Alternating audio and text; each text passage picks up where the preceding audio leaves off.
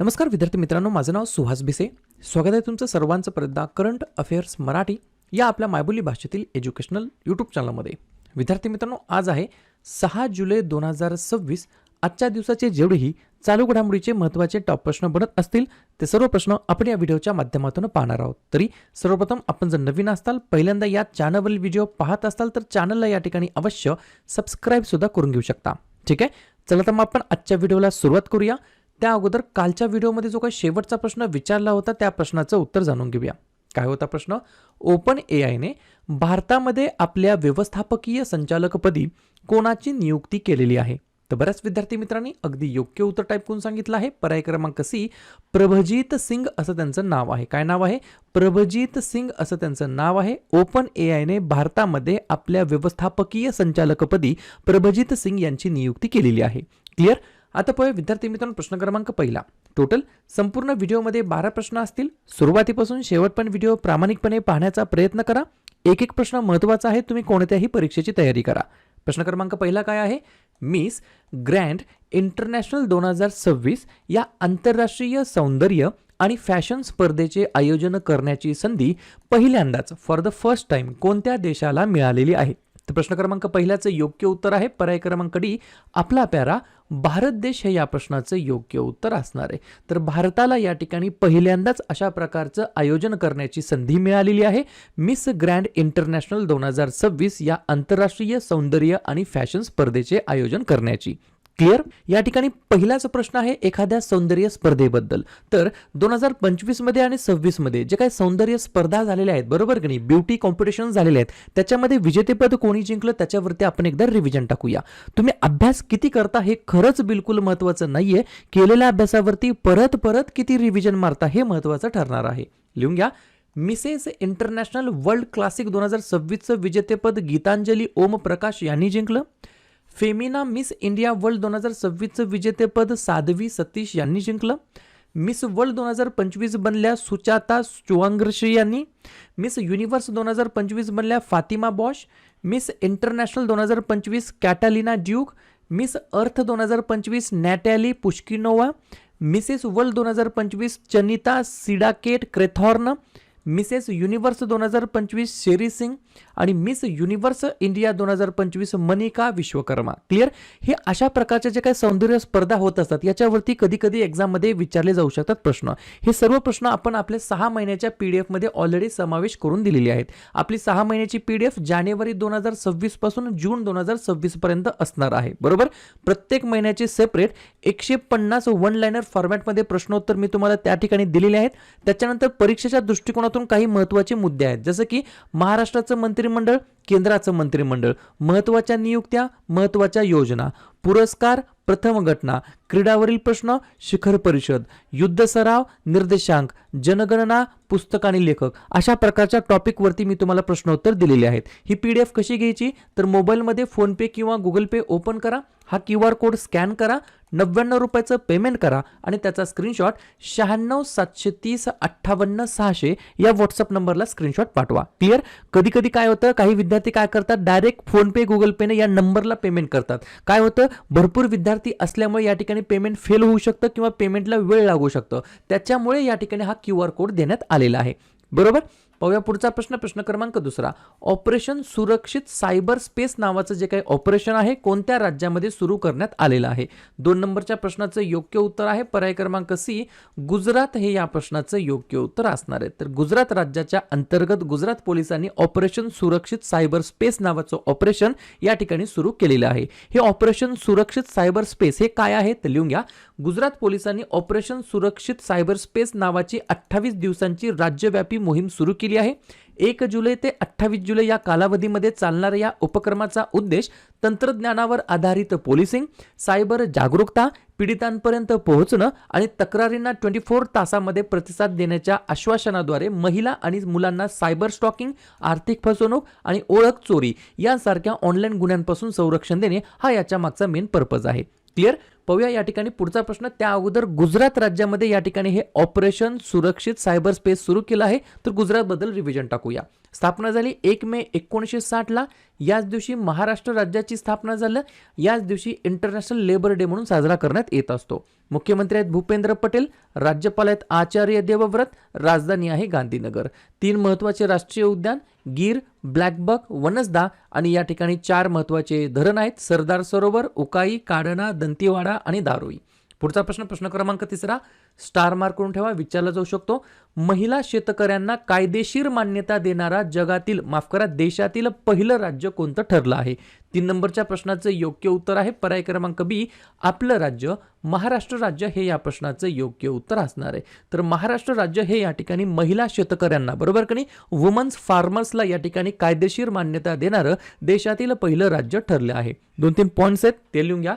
महाराष्ट्र विधानसभेने महाराष्ट्र महिला शेतकरी सक्षमीकरण विधेयक 2026 एकमताने मंजूर केलं आहे.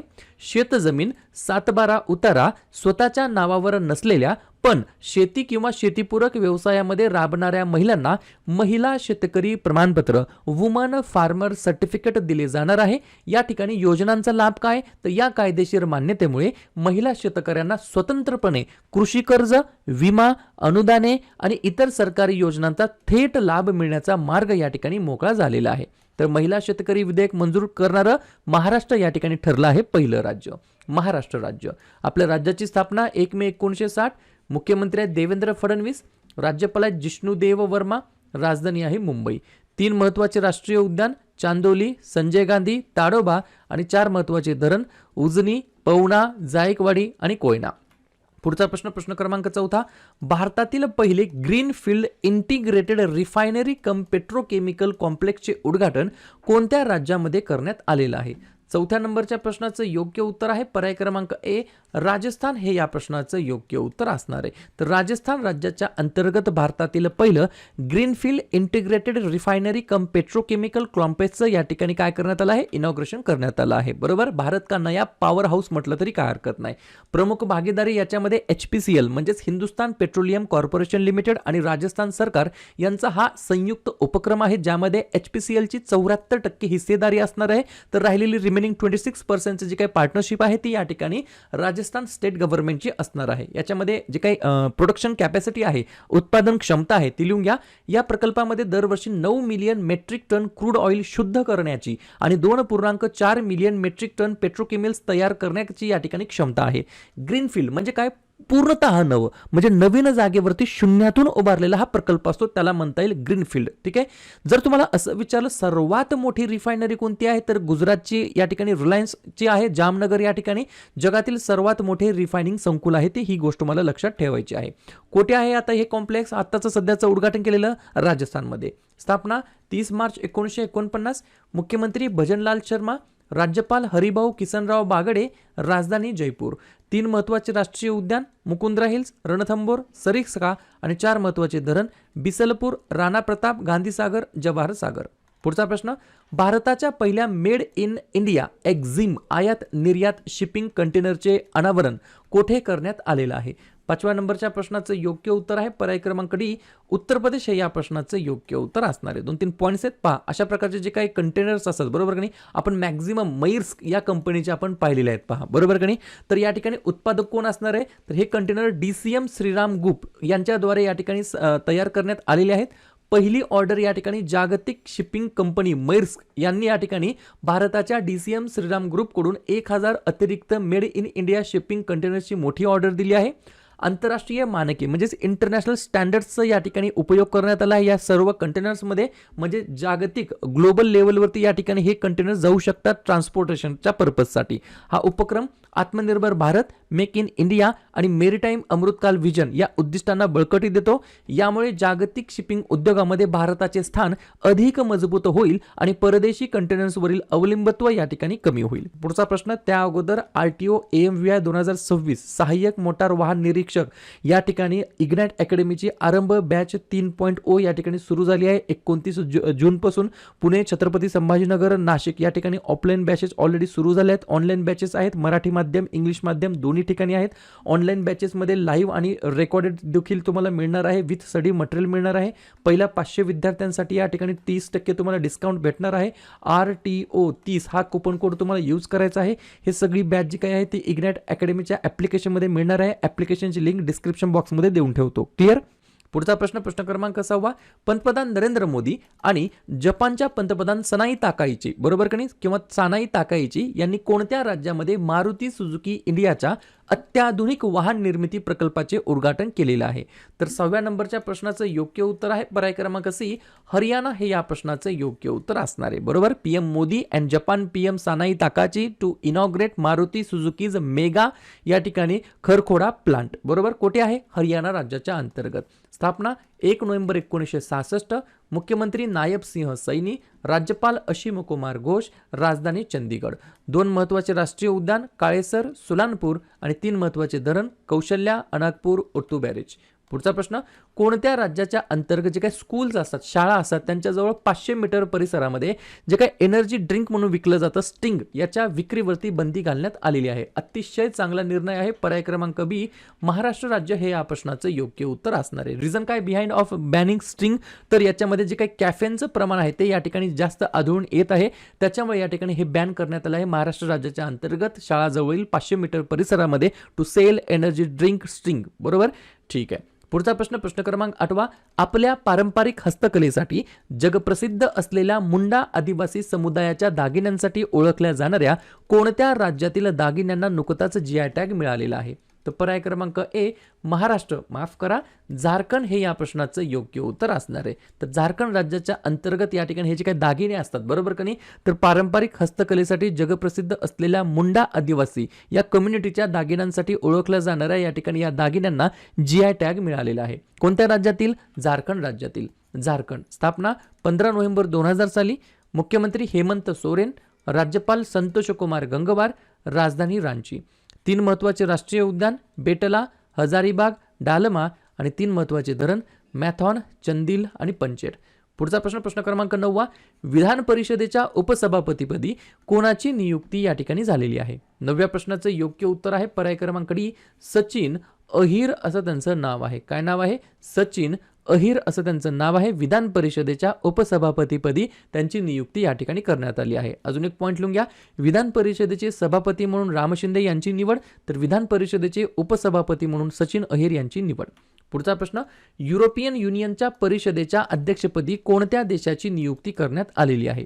10व्या नंबरच्या प्रश्नाचं योग्य उत्तर आहे पर्याय क्रमांक C, आयर्लंड हे या प्रश्नाचं योग्य उत्तर असणार आहे. तर या देशाकडे 1 जुलै 2026 ते 31 डिसेंबर 2026 या 6 महिन्यांच्या कालावधीसाठी युरोपियन युनियनच्या परिषदेचे फिरते या ठिकाणी अध्यक्षपद असणार आहे आयर्लंड या देशाकडे.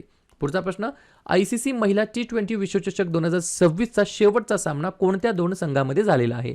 11व्या नंबरच्या प्रश्नाचं योग्य उत्तर आहे पर्याय क्रमांक C, वरील दोन्ही. लक्षात घ्या, ऑस्ट्रेलिया आणि इंग्लंड या 2 देशाच्या अंतर्गत जो काही फायनल सामना आहे तो या ठिकाणी झालेला आहे. कोठे? तर लंडन या ठिकाणी. ही गोष्ट मला लक्षात ठेवायची आहे. कमेंट करून सांगा फायनलमध्ये कोणी या ठिकाणी विजेतेपद जिंकलं आहे, एवढीच गोष्ट मला तुम्ही कमेंट करून सांगायची आहे. शेवटचा प्रश्न, कोणत्या देशाची aerospace logistic company flying whales भारतामध्ये आपली उत्पादन परिसंस्था या ठिकाणी सुरू करणार आहे? काय? Flying whales. F for flying whales, F for France असं या ठिकाणी लक्षात ठेवलं तरी काय हरकत नाही. क्लिअर? तर अशा प्रकारे विद्यार्थी मित्रांनो हे होतात 12 प्रश्न.